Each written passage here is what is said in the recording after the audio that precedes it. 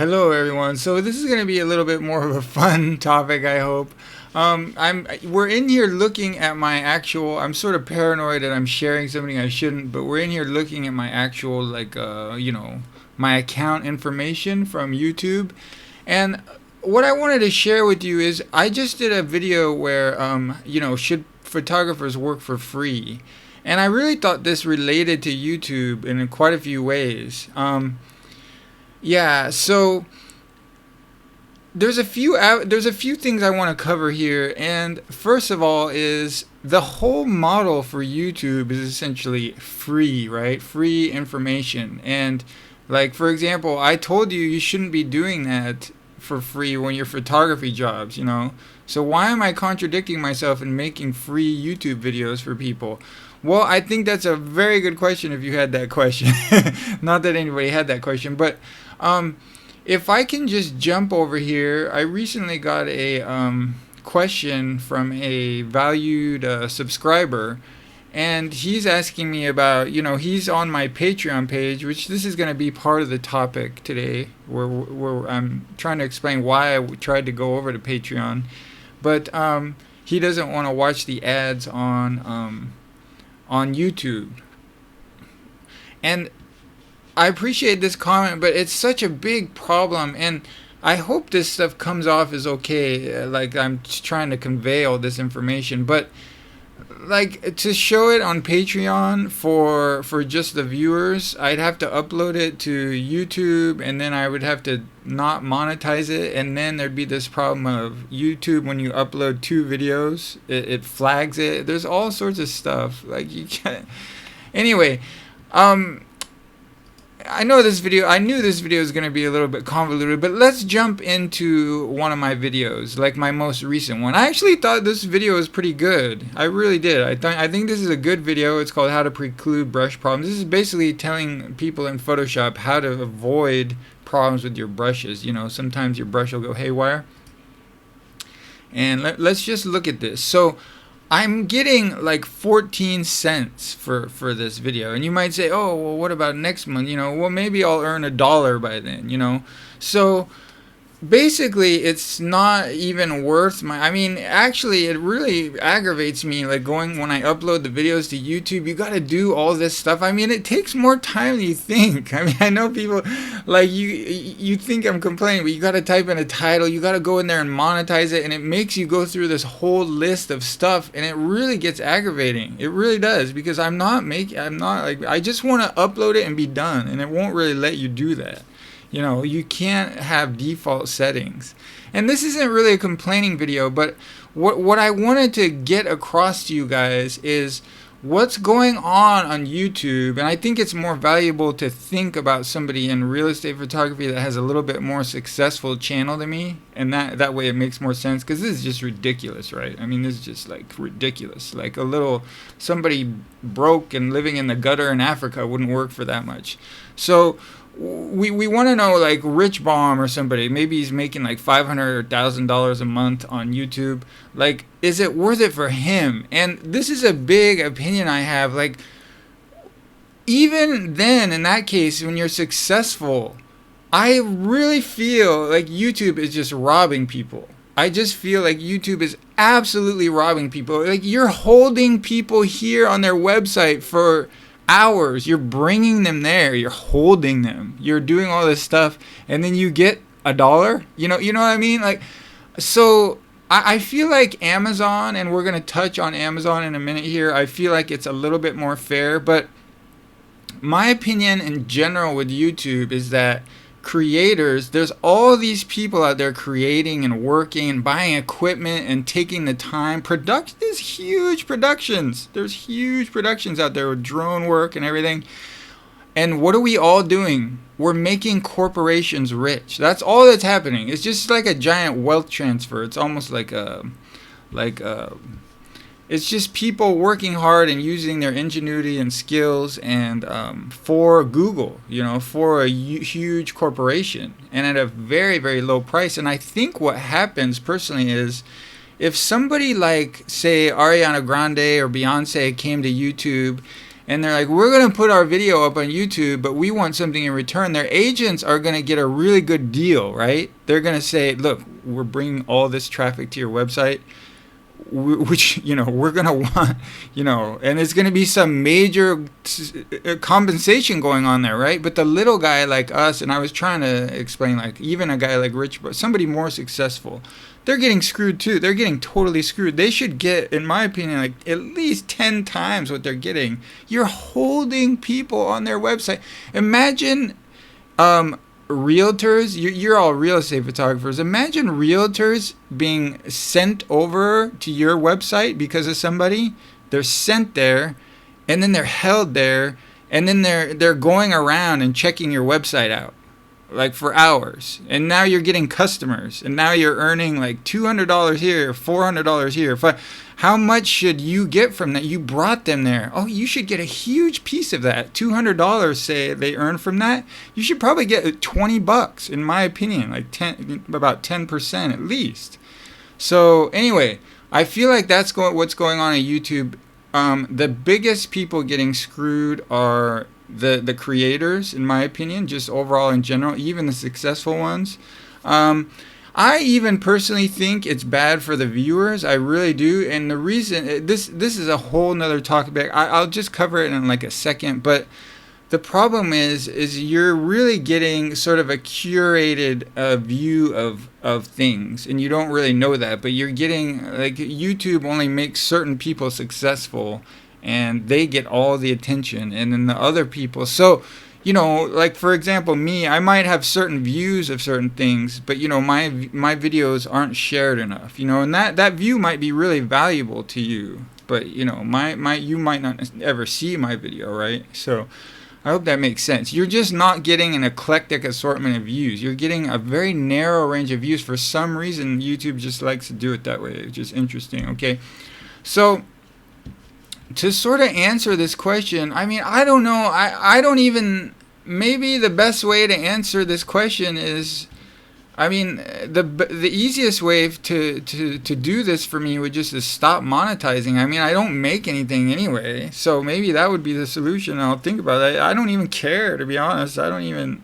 like, I just click that just in case a video, couple of my videos get like a little bit of views, and I can actually, you know, pay my water bill for the month, you know. And so I wouldn't want one of my videos to take off, which they never do, but and then not be monetized. So I don't know the answer, guys. I know I'm not the one, you know, I know I'm not the one, like, what do you call it?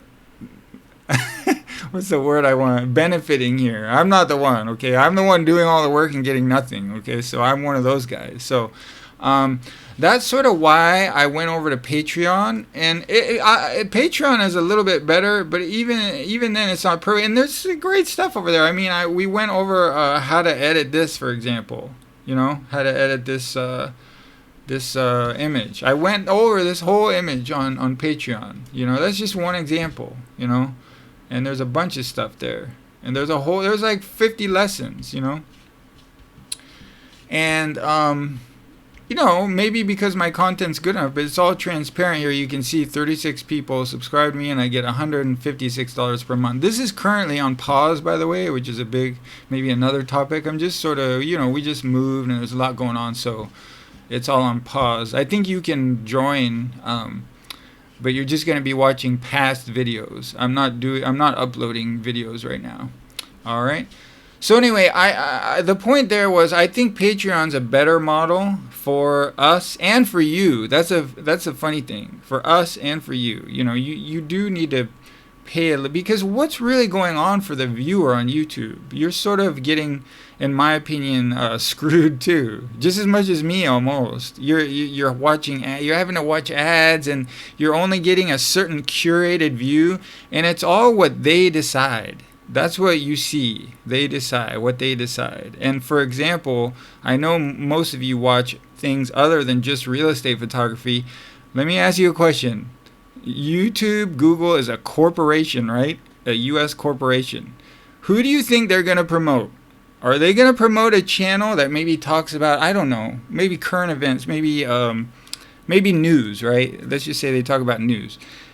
Are you going to promote it? Are they going to promote a channel that tends to be anti-corporate sometimes? Or are they going to promote a channel that's neutral and not anti-corporate? They're definitely going to promote a channel that's not anti-corporate, okay? So you're getting fed to you. That's just how this works. That's how it works. It's just constantly stuff is fed to you that supports their corporate narrative. And I think this personally, I think this gets a lot worse than this. I think it gets a lot worse where these corporations are cooperating with one another. Like, for example, YouTube might cooperate with, you can think of the energy company, anybody. All right, that's what I think. Like, it's possible. And you know, if a video came out about the energy company and it was very bad for the energy company, you know, YouTube might just, and YouTube just has the perfect model. They really do. It's perfect. They can just pull down a video. They don't even have to cite a reason. They don't have to say anything. They can pull down a person's channel. You hear stories all the time and you're wondering, why does that happen? Well, some of the reasons that I'm bringing up right now, it would make a lot of sense. Like, other corporations get in contact with them and they say, look, this video it's going viral, you know. So think about how things are, how a movie or how a TV show gets popular. It goes viral on social media. Think about the power of having control over all the things that go viral, right? You're the only one that decides if this tweet goes viral or if this YouTube video gets 20 million views. You're the only one, right? If it gets 1 million views and it's really deleterious to some company, you can sort of taper off those views all of a sudden, problem solved, right? So I think that's how things are working nowadays. I think it's really important that people are aware of this. And I think it's really important that videos like this, now I have a small YouTube channel, but if I have a bigger YouTube channel, I think what would happen, just to use another example, if I was to come out with a few videos like I am right now, see, my YouTube channel would start to slide, right? Or they'd completely, you see how that works? All right, so that's my opinion. So just lastly here, I wanted to cover, this is just any one of my videos. If you did want to support my YouTube videos, I've sort of went over the ways to that I think the creators are really getting screwed. But if you wanted to support me, you know, via a really good way, instead of just watching YouTube, because like I said, I think we're getting screwed. You can come over and to petchephoto.com and grab one of my courses. You know, it might really help you, or maybe you don't even want to watch it. You just want to support me. I mean, that would be a great reason to support the stuff I have done on YouTube. Because you got to think, I've put months and months and months. You got to really like into the YouTube channel. You know, I don't do much with it anymore, and some of the things I'm talking about right now are the reasons why. Okay. So, yeah. And then the other way is, I would say the best way, you see the difference here? You're going straight to me, and I'm benefiting. You see, we've weeded out all that. So that's what I think everyone should do on YouTube. I don't think they should allow just the ads to be their reward for creating content. It should only be, they're going straight through. But YouTube would probably de-promote their content if they did that. So the courses are a great way to help me out. And I do think another way it would be free to use, every time you're thinking about purchasing, you just go to one of my Amazon links. This can be found on any one of my videos. I think it is sort of frozen up or something. I don't know what happened here. And I think if you just click on one of these links and you actually make your purchase, you know, you can just click on my link, add stuff to your cart, and then make the purchase. I'd get credit for that from Amazon. And I do think, that's a point I wanted to make, I do think Amazon is a little bit more fair, because if I sell something for, let's say $1,000, I think it's 2% or something. I think maybe that's a little high. So I get, you know, say $20 for selling something. And I think that's sort of in the ball. I still think it should be higher.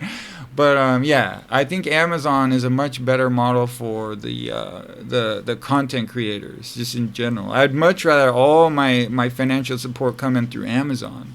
I feel like Google just flat out robs. I mean, look at the hours that I bring people to YouTube, and I know I have a small channel, but I'm just trying to, and I get like basically zero. I mean, it's basically zero. All right, so anyway, hopefully you stuck around for all that. Hopefully, you have some understanding from somebody that's right in the middle of creating this stuff now and why they've stopped creating it. I feel like I'm just trying to give you an example of why I feel viewers lose. Like, I think I'm a valuable voice, yet I'm just, why do I keep creating? Why am I and I see that all over YouTube. Like, people that are really good and really popular, but there's only certain people, sort of the Peter McKinnons and stuff, that get promoted to a real extent. So, I have my reasons for why they do that and stuff, but we won't go all into that though. So hopefully some of that stuff made sense. I really think this is sort of the past decade or two, the avenue that corporations have been focusing on. I think it's getting under the radar too much. We've seen in the news people focus in on, a certain presidential candidate got barred from Twitter, right? And that is a big deal. But I think that's just the tip of the iceberg, okay? I think they use social media to control everything. Because think about it. What if there's a movie that comes out, like one movie that I know that would be talking about the stuff we're talking about today. This is a great example. There's this movie, The Light Bulb Conspiracy. I think you can watch it on YouTube. And basically in the movie, they're telling you that, there's these 100-year-old light bulbs. And there's one place where there's a 100-year-old light bulb in a firehouse or something. And what happened was, I'm glad we covered this because this is a great example.